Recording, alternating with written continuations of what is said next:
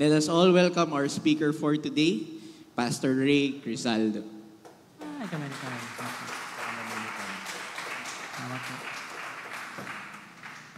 Magandang umaga po sa inyong lahat. Alam niyo po, nakakatuwa po. Sabi ko, Lord, i-prepare niyo po ako sa aking invited task sa ECC. Hindi ko po inakala yung paghahanda po ng Panginoon kasama po yung motive. No? So, muntik na po ako napasama sa tambourine dancers kanina. But then, I considered po a great blessing and privilege. Ako po ay nagtapos dyan sa Bacoor National High School. So, lagi ko pong dinadaanan itong inyong church. No? Bata pa po ako. Sino ba naman ang mag-aakala na dadating ang panahon na ako po ay mabibigyan ng pagkakataon na mag-speak dito sa inyong church. And napakaganda rin po ng inyong na topic na napili para sa inyong ika-123rd anniversary. Grace Works. Sabi po ng anak ko kanina, Daddy, 123 years? That was a long time ago. Ang tanong niya sa akin, when did Jose Rizal died? Nag-compute tuloy ako. Rizal died in 1896. So sabi ko 1896. So roughly around 6 years. Ano po? 6 years. And then your church was established. Ang Yemeli po ay 1907, 1909. No? So mas matagal pa po kayo. Sabi ko nga kanina, dapat bigyan na kayo po ng National Historical Institute ng marker. Siguro bilang isang pinakamatandang iglesia dito sa buong lalawigan ng Cavite. But then, again, marami pong salamat sa pagkakataon na makapaglingkod po sa inyo sa bawat isa. And just to show you po, is it working? Nag-work. Ayan. Ito po ang aking munting pamilya. Sayang po, hindi ko kasama ang aking may bahay kasi nagkasakit po yung aming 2-year-old, si Yuna. Kaya sabi na, sige, sama mo na lang si Yumi. At least dalawa kayo, yung aking pong 7-year-old. And I've been to many places, pero isa po laging hindi ko pwedeng hindian makapaglingkod sa ating bayan. And sa mga malabo po ang mata, pwede niyo pong iscan yung QR code. Meron po ako mga slides mamaya na baka maliit po yung sulat. Gusto niyo pong i-open sa inyong mga cellphone kung meron po kayong data. Slide niyo lang po at ma-open niyo po yan. Okay? So maybe 1, 2, yung mga Gen Z, ayan, nag-i-scan na. Okay? 1, 2, 3, 4, 5. Okay. Grace works for all of us. So yan po ang ating pag-uusapan ngayon pong umaga. At napakaganda po nung pagkakatambal ng dalawa. Kasi minsan, pinaghihiwalayan ng maraming tao. Yung grace, saka yung works. Pero napakahusay po ng ginawa ninyo. Pinagsama nyo po yung dapat, hindi paghiwalayin ng tao. Which is grace, works. At ang isa pong unang nais ko pong tingnan natin ay yung kahalagahan po ng biyaya bilang foundation ng Christian service. I understand na ang inyo pong tema for this year ay paglilingkod. Tama po ba? At napakagandang umpisahan yung tema ng paglilingkod sa dapat niyang foundation. So ngayon, alam po natin ngayon, pinag-uusapan yung foundation sa Senate. Hindi ko po alam kung alam niyo po yung joke ng isang Chinese na contractor saka isang Pilipinong contractor. Inimbitahan daw po yung Pilipinong contractor sa China. Tapos pinakita po nung Chinese, you see, I built that bridge, and I get 20% from that bridge. Tawang sabi nung Pilipino, kaya pala mayaman ka. That's why you are very rich. Yeah, I get 20%. Sabi nung Pilipino, one day I will invite you to the Philippines. At tumating nga po yung pagkakataon na inimbitahan nga po yung Chinese sa Pilipinas. Pagdating niya po dito, namangha yung Chinese, napakalaki ng penthouse ng Pilipino. Sabi ng Chinese, how did you afford this penthouse? Sabi ng Pilipinong contractor, you see that building over there? I get 30% of that building. Dumuko ngayon yung Chinese. Sabi niya, Where's the building? Sabi ng Pilipino, exactly. Wala pong building. Kasama po yun sa Ghost Project. So, mahirap po mag-usap ng paglilingkod nang walang pundasyon. Pwede yung maging ghost service. Isabihin maaring mapariwara yung inyo pong paglilingkod. At napakaganda na umpisahan po natin yung pagtalakay dito.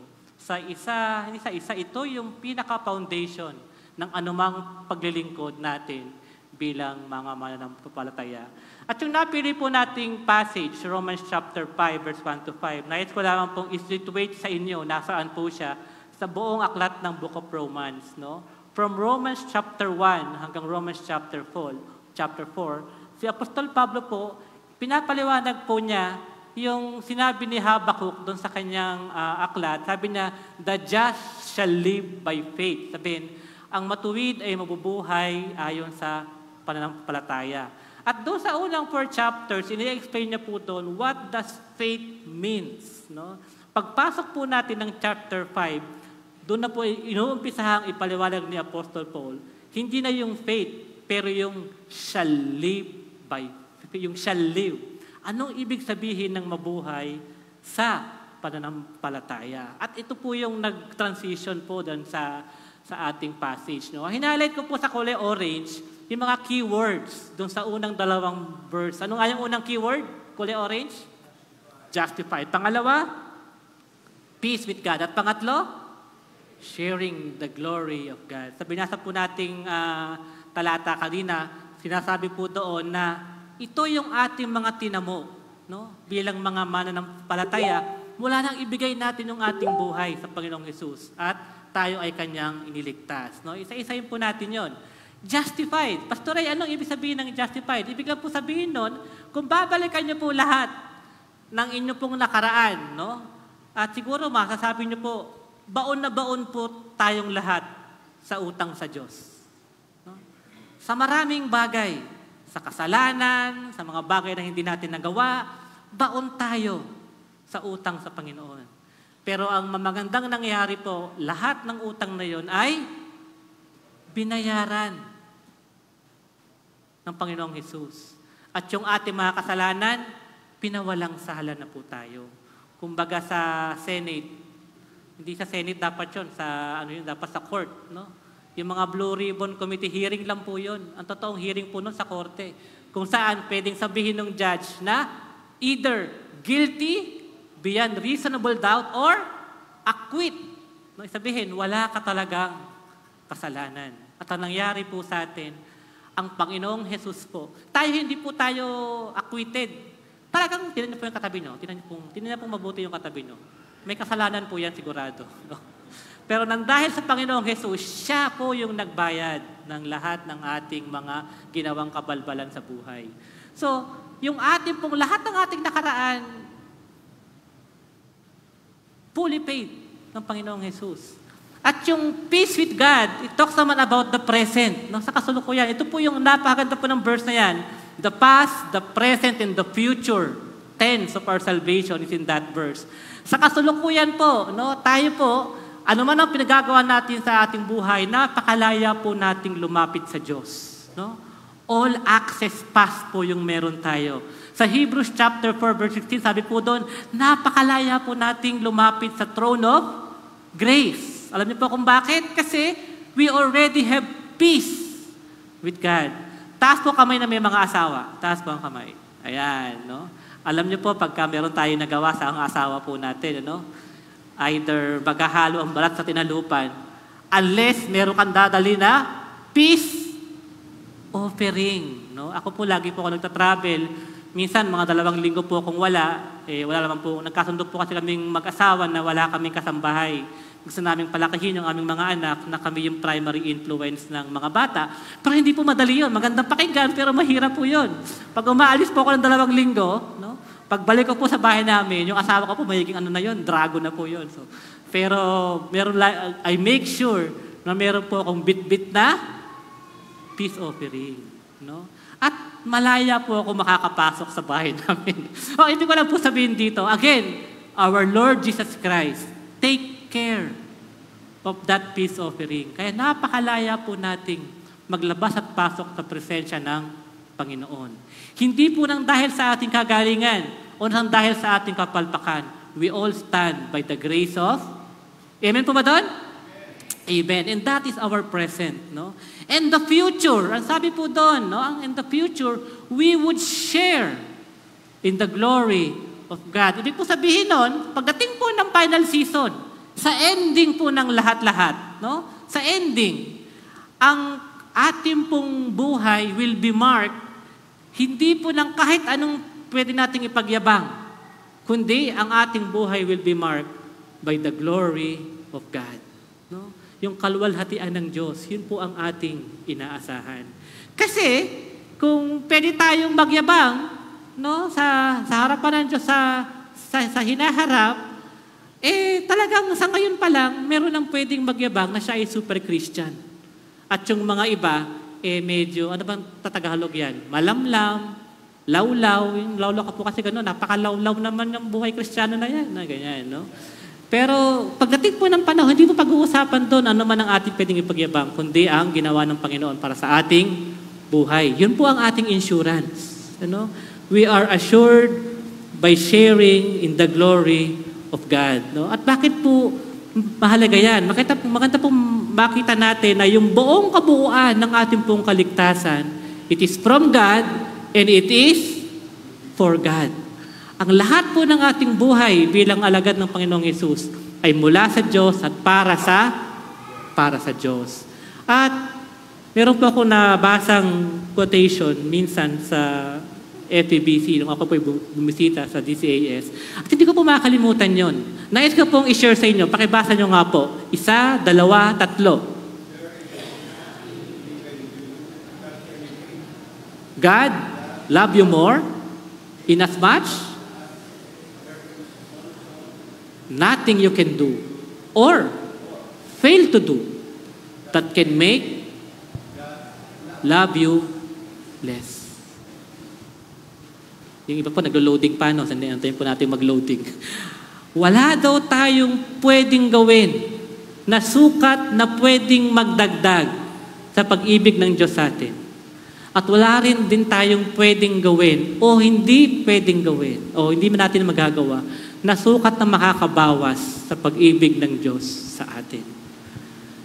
The love of God for us is constant. Yun ang ating isang pwedeng panghawakan sa mundong ito.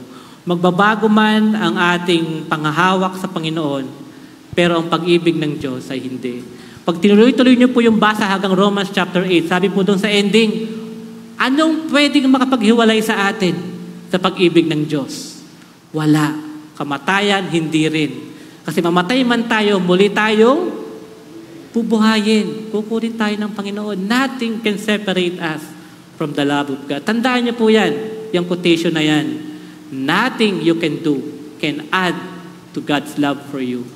And nothing you can do or fail to do will lessen God's love for you and me. Amen po ba doon? Salamat po.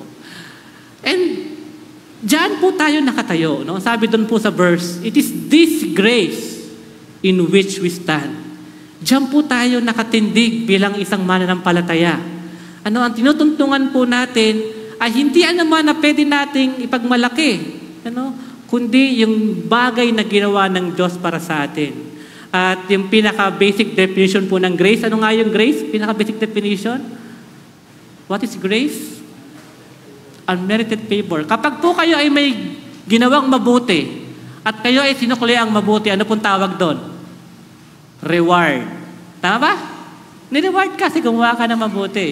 Pag may ginawa kang kalapastanganan o kabalbalan at deserve mo na magbayad, pero hindi ka pinagbayad, ano pong tawag doon? Mercy. Nagsundan po ako? Yung isa, deserve mo. Ito naman, dapat deserve mo din na parusahan ka. Hindi ka pinarusahan. Mercy. Ano naman tawag doon sa hindi mo na dapat tanggapin? No, hindi mo talaga deserve, pero binigay pa din sa'yo. Ang tawag po doon? Grace. No? Ako po, lagi ko po, tuwing umaga sabi ko, siguro kaya po ako pinagkalooban ng Lord ng pagkakataon na makapag-asawa. Para tuwing umaga, gigising po ako, remembering grace. No? I do not deserve my wife. No? But still the Lord gave her to me. Ano po? Sabi po, wala po yung asawa ko dito. Sana po ay narinig niya po yung sinabi ko na yun. Ano? And dyan po tayo nakatayo. Ano? Lahat po ng buhay natin, siguro, pag bibilangin niyo po, pagka nagbilangan kayo ng Diyos, hindi niyo po kayang pantayan ang kabutihan ng Diyos sa Kanya. Lalo niyo pong kayang sabihin na, alam mo, sa buhay kong ito, hindi na dapat binigyan ng Diyos sa akin to eh. Pero pinahaba niya pa rin yung buhay ko. Binigyan niya pa rin ako ng pamilya. Binigyan niya ako ng 2-3 anak. Binigyan niya ako ng bahay. I could have lost all of this. You could have lost all of them. But still, you have all of them. Why? Because of grace. No? Biyaya po ng Panginoon. And that's why I could say that there is no better secure place that we could ever be than to be in the comfort of God's grace. Alam niyo po sa buhay ko, nakakapag-try po rin akong mag-work, no, sa corporate world. Sa corporate world is, ano ba yan? Rat race, di ba? Pag ginalingan mo, tataas ka. Di ba? Pag ginalingan mo, tataas ka. Pag hinusayan mo, mapopromote ka. Ganun yun, no? At minsan, sa pagalingan, nandun na din yung kagatan, di ba? Para ikaw ang mauna, kailangan mo sipahin pababa yung mga iba. Di po ba? Alam mo, nanalangin ako sa Diyos. Sabi ko, Lord, pwede ba? Ayoko na ng buhay na ganun. No? Bago pa po nauso yung work from home, nung ako po ay nagkaanak, no, unang anak namin ng asawa ko, nag-work po ako nun sa Ortigas. 6 hours po ng aking maghapon, nasa kalye. 3 hours papunta. Traffic nun bago mag-pandemic. Tapos 3 hours, pabalik. At kung kayo po ay nagko-commute, ano yun? Gera po yun. Makapagsabayan sa Ayala, grabe yun talaga.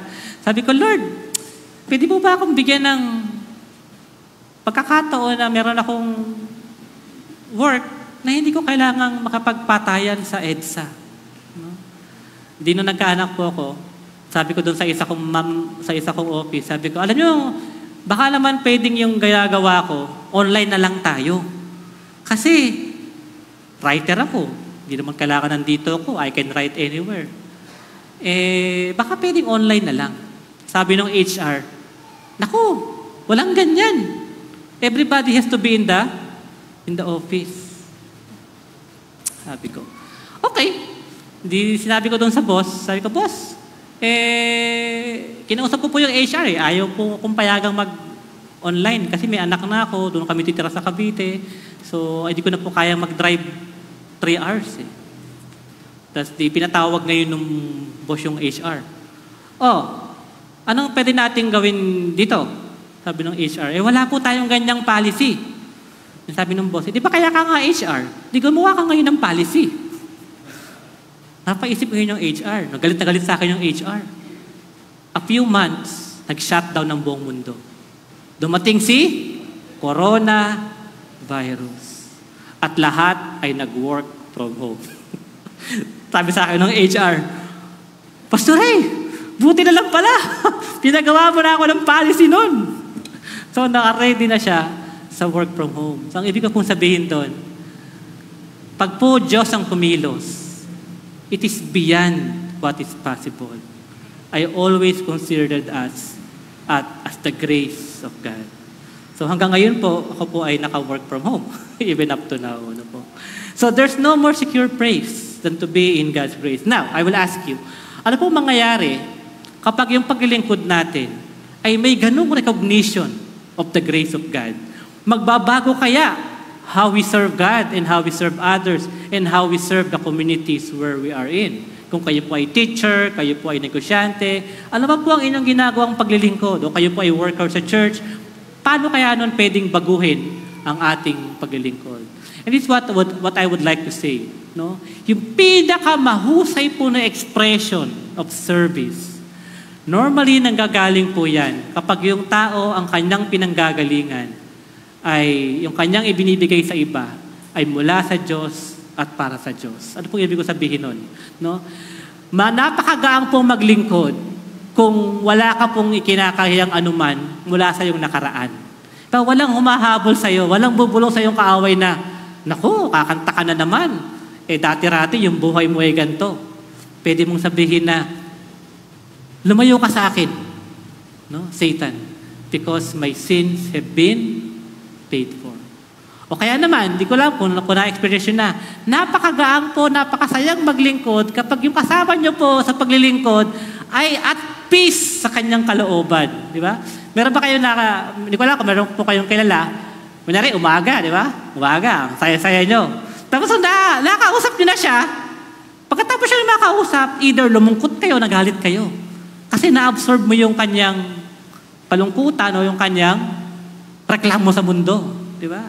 So, sino bang gusto niyong katrabaho? Yung mahahawaan kayo ng ngiti o mahahawaan kayo ng simangot sa buhay? Di ba? Napakasarap maglingkod kung may joy na pinanggagalingan. Yun po yung mga tao na at peace with God and with themselves. At panghuli, ramdam na ramdam po yung tunay na paglilingkod na walang ambisyon na pang sarili. Di ba? Ang isa sa pinakamahirap po na nakatrabaho, yung alam mo na kaya na ginagawa yung bagay na yun kasi meron siyang selfish ambition, meron siyang selfish interest. Sa Tagalog po yun, puro pa kabig. Ano? Yung sa kanya yun. Yung sa'yo, sa kanya pa rin yun. No? Napakahirap po ng ganung katrabaho. Hindi po yun serving from a position of grace. Yun po ang kabaliktaran. And I would like to say na the downfall of any ministry, nagmumula po yan kapag nag-umpisa na po kayong mag-focus sa me. Paano naman ako? Ako na naman? No? Paano naman? Pag nag-umpisa na po kayong maging ako, me, yung pong ministry nagiging me ministry. At doon na po nag-uumpisang pumangit yung paglilingkod. Kasi it's all about you. Hindi ko lang kung narinig na pa, pag ako nawala dito, tingnan ko lang kung ano mangyayari sa inyo. Di ba? Parang sa kanya nakasalalay yung buong team, yung buong grupo, no? Yung buong, kahit nga may sa buong church, di ba? Pero alam natin, siguro sa buhay ng ECC, 123 years, hindi nag-fail ang Panginoon na mag-grace ng mga nakapaglingkod para ipagpatuloy ang gawain. Amen po ba doon? Amen. Ano po? Nung ako po ay nandyan pa sa Bacoor National High School, wala po akong ibang pinangarap kundi magsulat.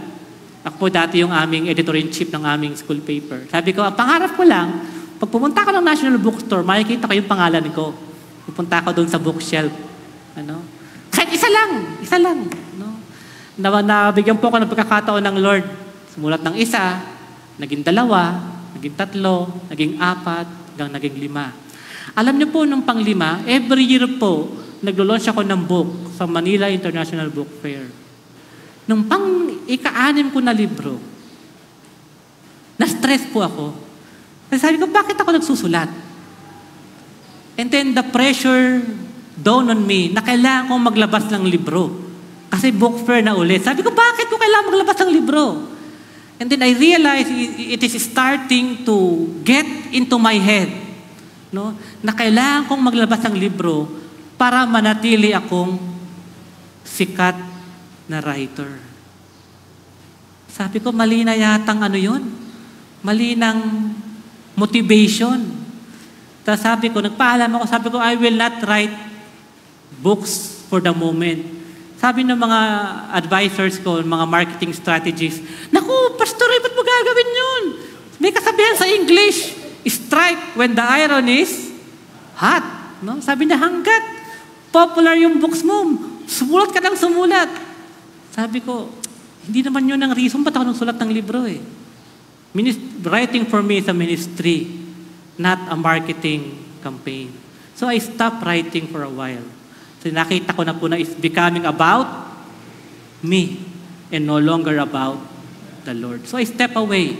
I stopped writing books, no, for a while. At yun po yung ibig ko pong sabihin. So ano nga po ang foundation ng Christian service? Popularity, Fame? Money? Ano pa ang foundation? Grace is the foundation. Don't worry po, I have only 10 points. Matatapos na po tayo. Tapos na tayo sa number 1. Ito lang po yung points ko. Kaya mag-alala. To second point, no? Kung grace ang foundation, ano ang motivation? Love is the motivation of Christian service. At doon po sa binasa nating passage, nakakatawa po yun. Sabi niya, yung affliction, ano po yung word na affliction sa Tagalog? Hindi yung affliction, hindi lang yan basta suffering eh. Ito yung suffering na nakahati talaga yung puso mo, na break yung heart mo. Halagang sa Tagalog yan, the old Tagalog word, pighati. No? So yung pag daw mayroon kang pighati, lumalakas ang iyong endurance. At pag lumakas ang iyong endurance, lumalakas ang iyong character. And your character produces hope.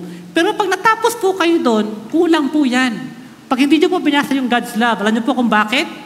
Kasi suffering on its own, it will produce what? Bitterness. Hindi ko alam kung meron na po kayo na nakatrabaho na galit sa mundo. Galit sa politiko, galit sa barangay captain, galit sa driver, galit sa tricycle, galit siya na lahat. Pati kay pastor, galit din siya. Di ba? Basta galit siya sa mundo kasi nothing is working. No? Bitter. Kasi nagagaling po yun kasi meron siyang naranasang suffering. No? Yung suffering na yun sa buhay niya ang nagbigay sa kanya ng bitterness. Kaya pag wala po yung love of God, no, mangyayari po doon, meron pong kasabihan sa psychology, hurt people. Yung mga tao na nananakit po sa inyo, basta sila nananakit, kasi sila may bit-bit ding sakit.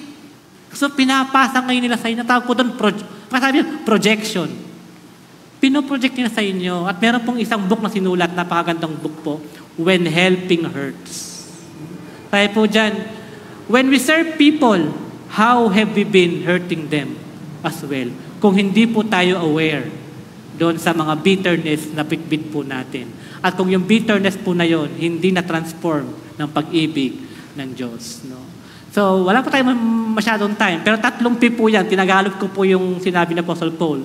Yung pighati, kailangan mong pagtiisan. Naging mapagtiis ka. At pag naging mapagtiis ka, ang iyong pagkatao ay masishape. Diba? But depende po yun kung paano kayo na-shape. Kasi you could end up a bitter person, or you could end up a better person. And a better person are those people na yung kanilang suffering na transform ng biyaya ng Diyos. No? How can the grace of God, no, transform suffering? At ito po yung huli ko na i-share sa inyo. No? Pakabasa nyo nga po yung nasa taas. 1, 2, 3, go. In Christ,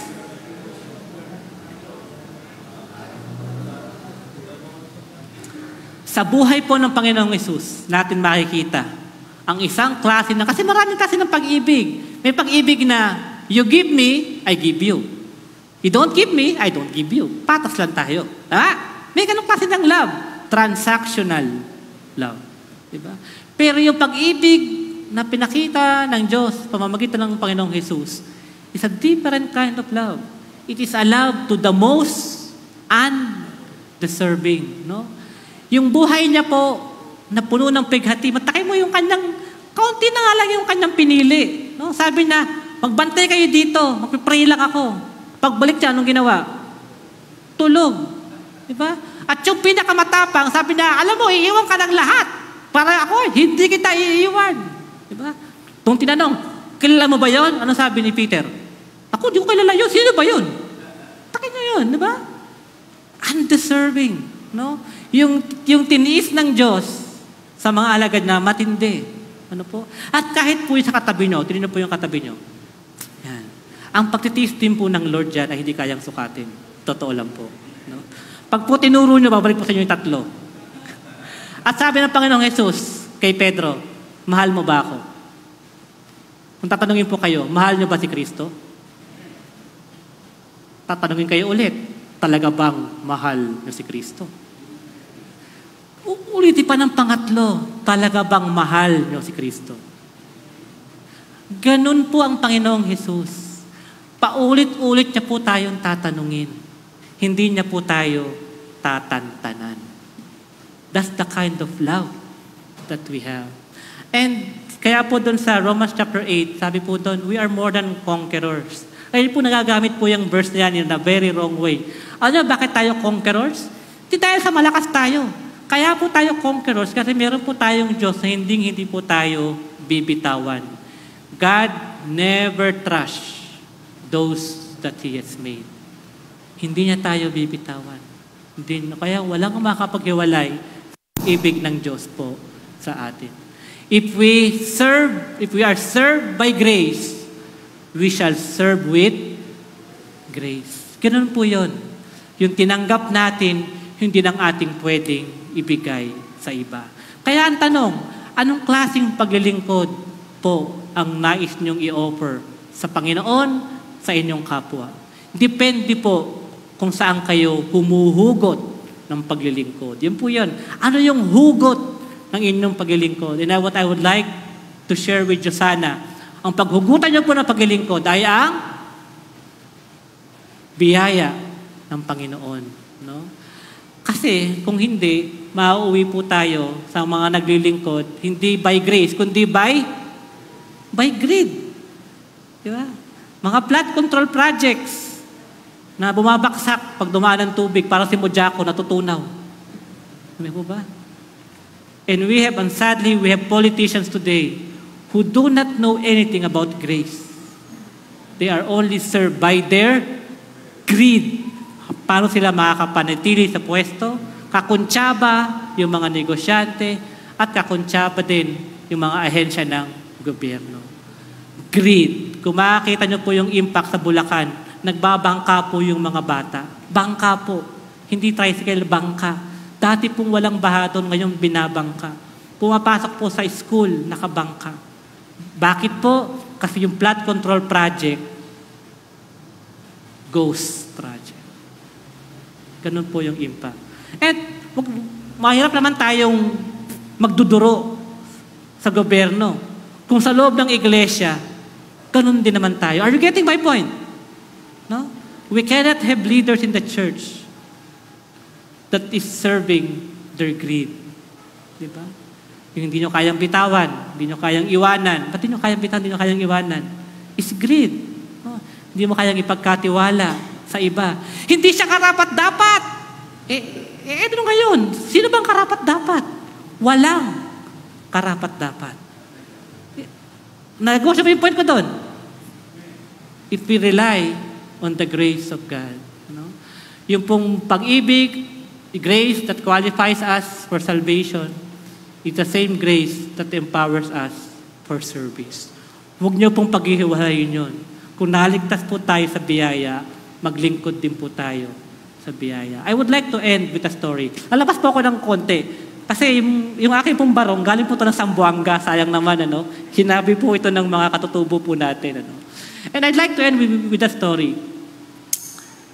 Pag po ako, suot ko po lagi ito. Suot ko yung ating mga ethnic wave. Pag napunta ako ng Africa, napunta ako ng Latin America. No? Suot ko, pinagmamalaki ko po yung ating mga katutubong pananamit. No? At ang mga kasama ko po doon, mga professor, mga doktor, mga Dumbledores, Lord of the Rings. No? Mga matataas na mga tao. At minsan, tinatanong ko po yung sarili ko, anong ginagawa ko dito?